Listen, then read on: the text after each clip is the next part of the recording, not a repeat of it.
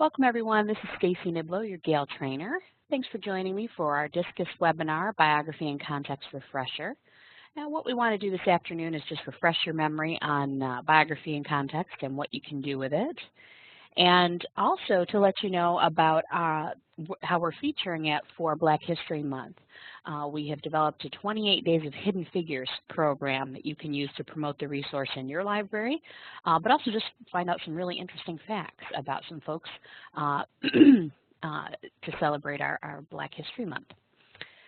So I wanted to start with that, and then we'll dive into the resource itself. Now I'm going to send you the links I'm about to share in my follow-up email, so don't worry about writing them down. But our support site offers lots of handy tools to help you promote biography in context while focusing on this really interesting subject. The Black History Month path we're taking this year is to uncover hidden figures within biography in context. So folks who maybe have made significant contributions to our country, but maybe don't have quite as much name recognition as some others. So let me go out and visit the site first. So we announced this, whoops, wrong page. We announced this last month, what we were going to be doing. You may have seen, if you follow our Gale blog, you may have seen this post by Tanisha Howard Hall, one of my colleagues at Gale, who developed this program. And again, it's about promoting African Americans who aren't quite as well known as are some others. So taking a note from the Hidden Figures movie, we've kind of picked up with that theme and uncovered some folks for you to get engaged by. So we've got a little video, and if you visit our support site, you can find materials you can use in your library to promote the database and celebrate Black History Month.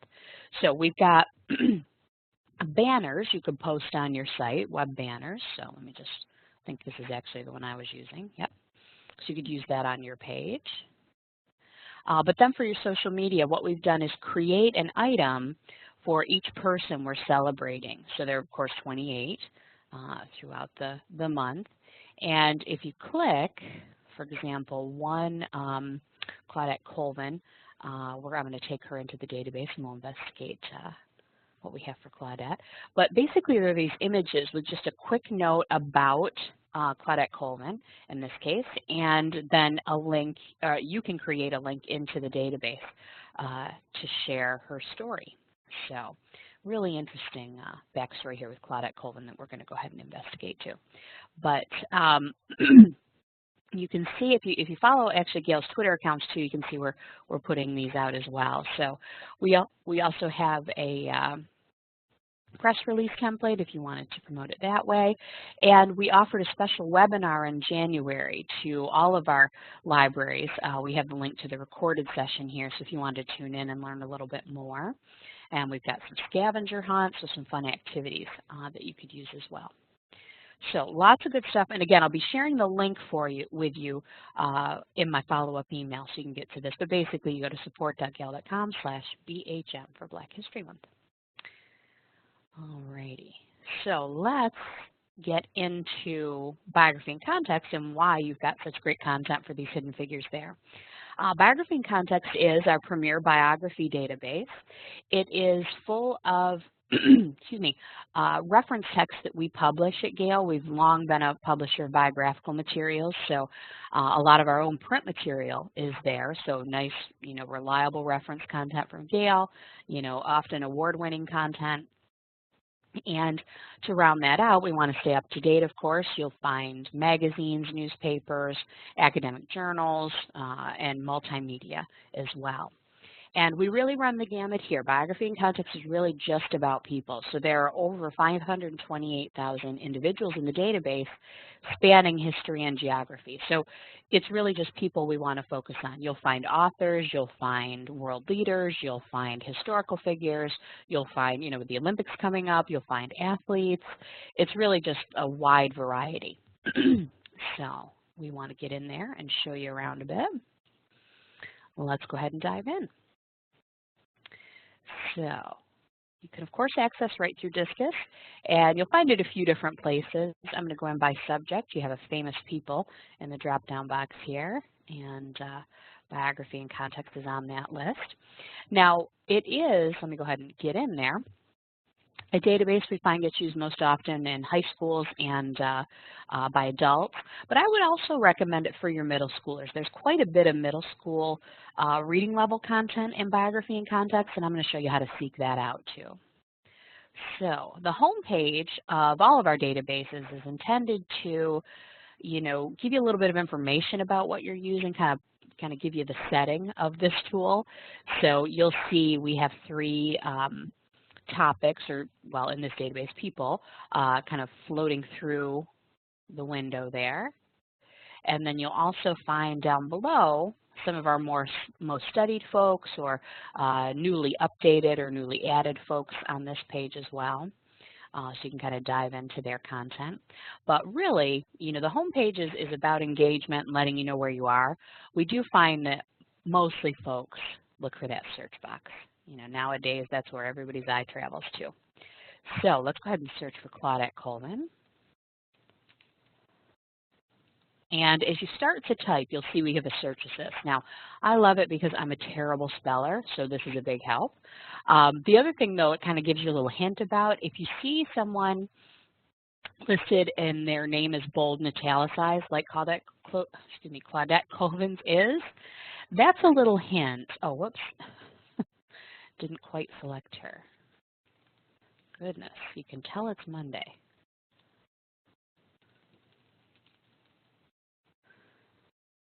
Oh my God, there we go. So in all of our in-context databases, we have this portal kind of format for some of our most studied folks and most popular. And basically it's a home page where we pulled all the information we have for this person to it. And it's nicely laid out. You have what we call the buckets, grouping the like content together, so biographies, news, audio, and so on. And at the top, you always get an image, so you can kind of visually, get a look at who we're talking about. And then the beginning of one of their biographies, and you can click into view more. So pardon me just a second, folks. I'm going to mute my line for a second. I want to feel a sneeze coming out.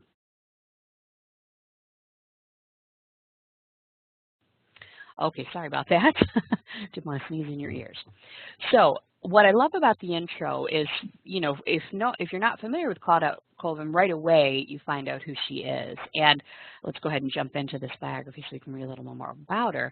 But she was actually kind of the inspiration for Rosa Parks' protest of sitting down in the white section of the bus. Claudette Colvin actually did this first and was arrested. But as you read into the background on her, she was a young teenager, and Rosa Parks was more of a sympathetic figure for the movement. So you get a little background on Claudette, and she was friends with Rosa Parks, and can read a little bit about that as well. So really interesting story, which I wasn't aware of. So it was really enlightening to discover her in our Hidden Figures program this year. So we have, of course, as you are using the database, you're going to find that there's always lots of different pieces for folks. So you have news and magazines as well, so we can kind of look at her from a different point of view and discover.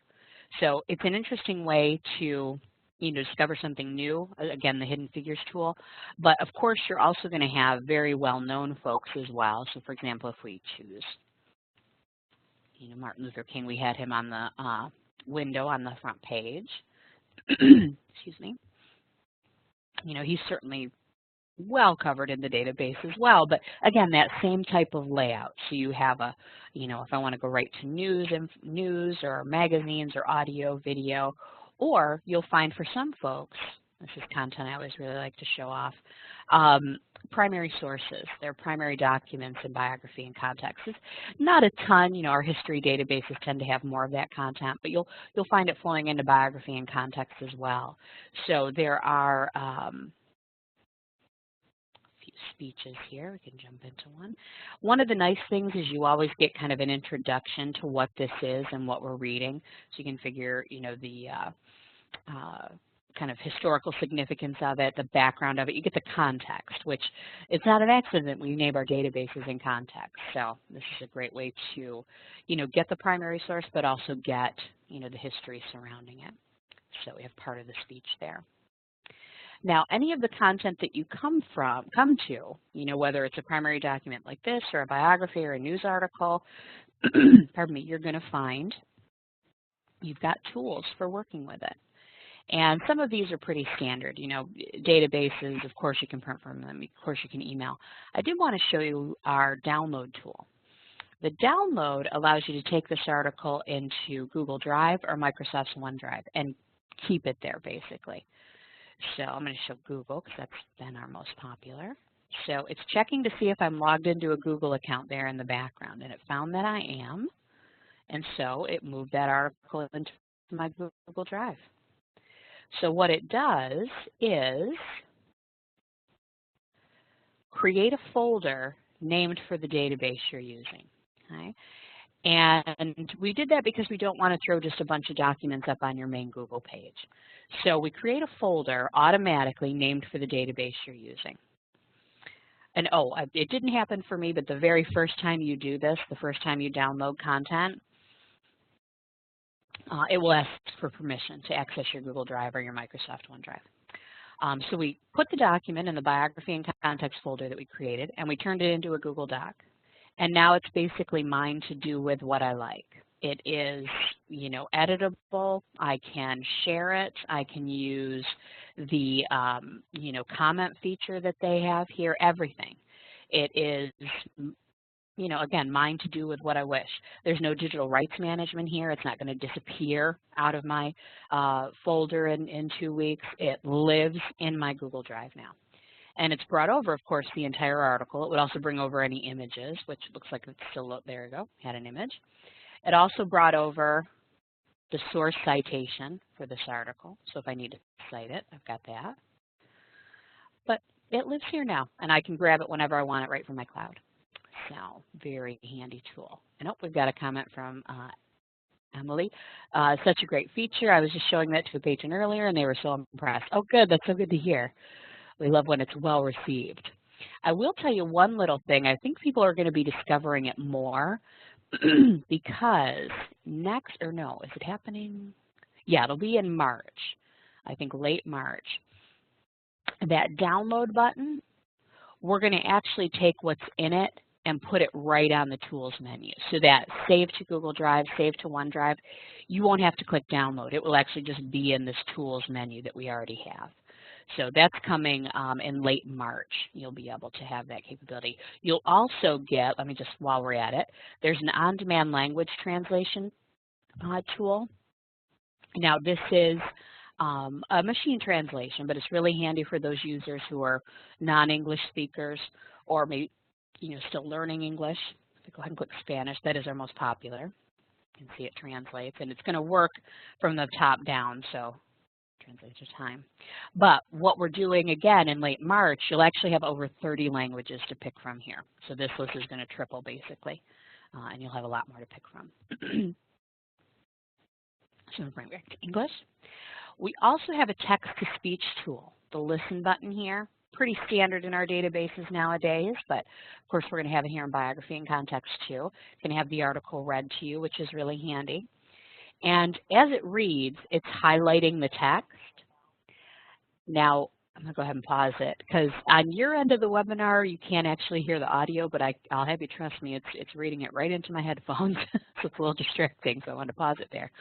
What I wanted to show you, though, is once you click Listen, the bar opens up, and you can click on the settings icon here, the little gear, and you can choose to enhance the text visibility and slow or speed up the reading. And I like both of these, certainly for folks with vision issues, but also ESL. Folks who are still learning English, it's a great way to kind of follow along with the text a little easier. So, again, I'll have you trust me, it's reading a little slower, and of course you can see the enhanced text visibility is turned on. So, really neat feature. So, alrighty, so let's examine some other tools here. I'm going to go ahead and do another type of search. So whenever you're in the resource and you use the search up top, it is our basic search, we call it. It's a very kind of Google-esque search. It's trying to help you with spelling. It will also, for example, if I search for Old Blue Eyes, it takes nicknames into account, so it finds Frank Sinatra for me. I can search for, whoops, forgive my typing there. I didn't even need the, it's just a habit. You can search for group, for band names, and find them that way. So it's a really friendly search. If I search for Mark Twain, Samuel Clemens, oh, I think it's an O. See, this is why I need the, oh no, I don't think it is. Yeah, it's an E. You know, either way you'll find, you know, Mark Twain. So it is an authorized name database. So it's trying to match you up with the right person. And not everyone has a portal page like this, like we have for George Clooney. He didn't used to. He was my go-to. Not everyone has a page like this, though. So, for example, I'm going to look up one of my favorite authors, Eleanor Littman. And we don't have a dedicated portal page for Eleanor Littman. So we go to a more traditional results screen. So it's still grouping the content together. The biographies still go together, the news, the magazines, and so on. It's just displayed a bit differently. It's a more traditional result. So you'll sometimes see that with your hits as well. But I always love the search up top here when you know who you're after. You're looking for your favorite author. You're looking for, you know, pardon me, folks, I'm tripping over my words today. You're looking for Teddy Roosevelt. You know, you have these people in mind. That's where I love the search, the basic search. However, there are two other search paths that come in handy when maybe you don't specifically have someone in mind. The advanced search there is going to get me to both of them. One is advanced search. This allows you to search, maybe I'm looking for people who played for the Boston Red Sox. I can just search on Boston Red Sox as a keyword and see what I get back. Now, am I going to get players? Sure. But am I also going to get coaches, you know, managers, owners? Sure. I'll also get Stephen King because he wrote a book about the Red Sox. So it's a keyword search, just looking for the terms you give it. So you might have to do a little more refining. I don't know why I've gone with a sports analogy here. I'm not a huge sports fan, but there we go. However, the search I really love is also going to be found in advanced search. Okay? When you get to advanced search, there is then the option to go to person search. And this is so valuable. What person search lets you do is search by all the fields that we've indexed folks by. So of course they get indexed by their name, but we also keep track of them by their place of birth and place of death. So I can search on that. If I need someone born in South Carolina, I can do that. We also, of course, track what's their occupation, what's their nationality, ethnicity, gender, birth and death year. All of these are searchable. All are fields that we index. So if I'm looking for baseball players, although I guess more appropriately, you know, we just had the Super Bowl last night. I'm going to go ahead and search for football players. So I can go to occupation and find football coach, football executive, football player. And I'll go ahead and leave it at that. I'm just going to select occupation, football player, and search. And it found over 1,300 football players. And what it does is then give some suggested topic pages at the top. So we can read through here and pick one of, you know, kind of the most studied guys. Or if we go down through, we've got still kind of grouping by relevance. So, you know, Peyton Manning certainly very popular. And you've got this list here. And then, of course, we just link into their content. Of course, Peyton didn't play last night, but we've got him. Now, let me point out, I wanted to mention this too. So let me go into the list of biographies here. So you'll notice for each of our results, we have a little icon next to it, the yellow square, the green circle, and in some cases you'll see a red triangle. That's an indicator of reading level. For biography and context, when you're in here and you see that green circle, content level basic, that's going to be more middle school. The intermediate, the yellow square, is going to be more high school. And then, let me go back out and see if we have any here for Peyton. Go into maybe the magazines and find some. And not so much. There aren't too many in this database, but you'll see a red triangle. Those might be a little more academic or scholarly. So that's something to keep an eye out for. You know, it gives you a little bit of guidance toward the reading level, but also the research level of the article, you know, how in-depth it is. So that's very handy. Now, of course, we get more power when we use the person search and combined fields. So let's say, again, I'm looking for football players. And again, I'm just going to select it from the occupation. But say I want football players born in South Carolina. Type that in, make it the place of birth, and search. And it's going to tie those two things together. Both have to be true now. It's like connecting it with an AND operator. So the person search is really a great way to, let me just refresh here so we can kind of blank it out. Find folks when you don't have someone in mind. When a student comes into the library and says, well, you know, I have to do a report on a French poet. I have to find an African-American inventor. You've got these fields. So I can go to occupation, inventor. And down below, ethnicity, African-American, and search. And there we go. Now, I'm going to be honest. The thing I really love to show off in this person search is our very loose definition of occupation.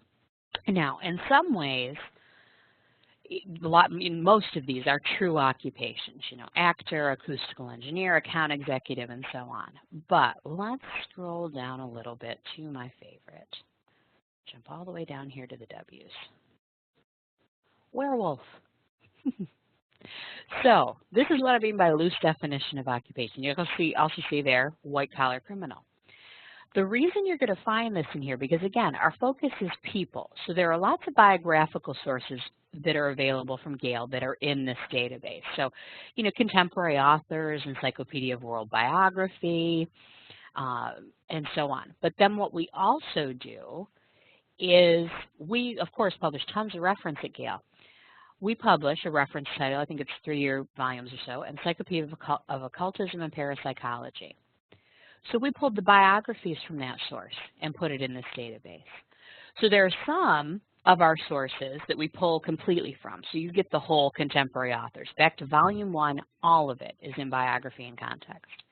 But then there are these titles that are larger in scope where we just pull the bios out. So that's what we've done here. So there are a few others like this. Let me go back to person search. Bank robber is in the list. You may have noticed witch was in the list down below our werewolves. So it really, you know, kind of looks outside of occupation a bit. Apostle. You know, some of these are, well, bank robber, I suppose you could make a living at that. But you get, you know, some things that are a little loosely defined as occupation here too. So it's an interesting way to kind of look around and see what's in the database. But really this search overall is so helpful. You know, a student comes in and they have to find, you know, someone born in Costa Rica, or they need to find a, you know, again, a French poet, these types of things. You've got these fields to fill in. So again, that is found. Let me just give you one more quick look. You go to advanced search first, and then once you get there, you've got person search. And you click that, and there it is. So I'm hoping down the road that we'll add a link to person search right in the regular banner so you can get to it with one click. But fingers crossed for that down the road. So a couple last things to share with you. We also have created a Browse People list. So this is a list of everyone we've created those portals for, and there are lots of them in the database. When you first come to the list, you see the folks who are new, or maybe we've recently updated their info. They're here on the front page. So we recently added a portal for Cardi B, and there we go. Okay. But what Browse People also does is give you kind of broad categories. So all of the American First Ladies, the presidents, popular artists, popular aviators, children's writers. It isn't going to be everyone that's an aviator in the database, but more the most studied folks. So this isn't a complete list of aviators that are in Biography in Context. We could get that through, doing the person search. But these are often a good path to go down. Again, when kids, maybe have a choice in what they're doing reports on, they can select from the list and know that they're going to find lots of content for these people. So there we go. Now I'm going to grab one more name from our Hidden Figures list here. I'm going to go with Hattie McDaniel. I'm just going to go ahead and copy because, again, I've had trouble typing today, so we'll let the database help me out here. So we have Hattie McDaniel, whose name I was familiar with from Gone with the Wind, but she's, not often the focus of that movie when folks talk about it. So let's say we wanted to highlight her, and again, we've got that great image here for our social media post that we can use with a quick little factoid. But I want folks to, click on this image and get into Biography in Context. So what I would want to do is, let me go back to the database here. Whenever you're looking at something you want to link people to, so I want to bring people to Hattie McDaniel's main page here, you want to grab the bookmark URL. The bookmark gives you the persistent URL or PURL for this page. So I would copy this URL and then hot link it here in this image that I'm posting to the library's Twitter page or wherever I'm putting it, so that when folks see this tweet, they can click on it and they'll go right into Biography in Context and land on this page for Hattie McDaniel. Okay. Now I don't have to use this page. If I wanted to grab it from one of her biographies, the bookmark is there too. So it's there more often than not. You're going to see it all over the place. And it's a great way to draw people into your library resources. Now the neat thing about that bookmark URL, of course it's reliable. It always brings you back to the same place. But the other thing it will do is initially it will jump over authentication. So for folks who aren't in the library that click on it, they're still going to get into the database and get this biography of Hattie McDaniel. Okay, now, if they stay here and they go up to the search box and type in a new search, then they're going to get prompted to put in their password or their library card number or whatever you may use for authentication.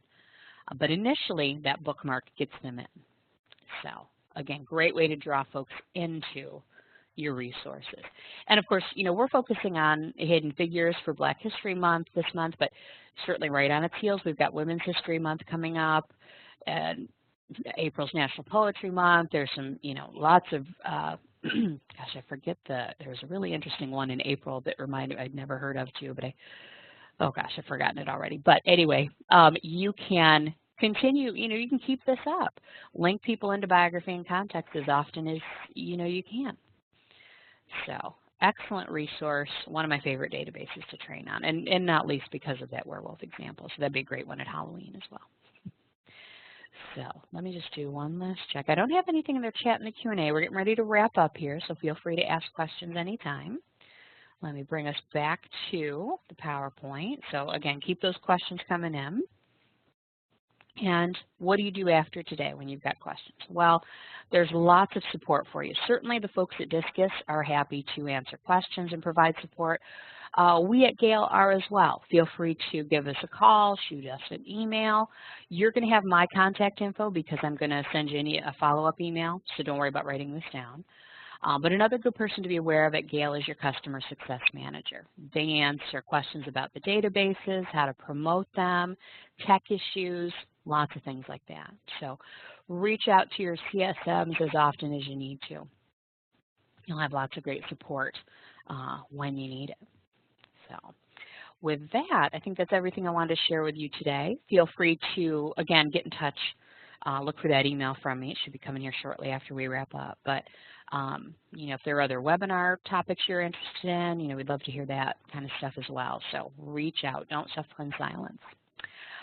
Feel free to stick around and ask questions. I'm going to keep things open and interactive for a few more minutes and answer any questions. But if you're all set, again, thanks for tuning in, and have a great rest of the week. Thanks, everybody.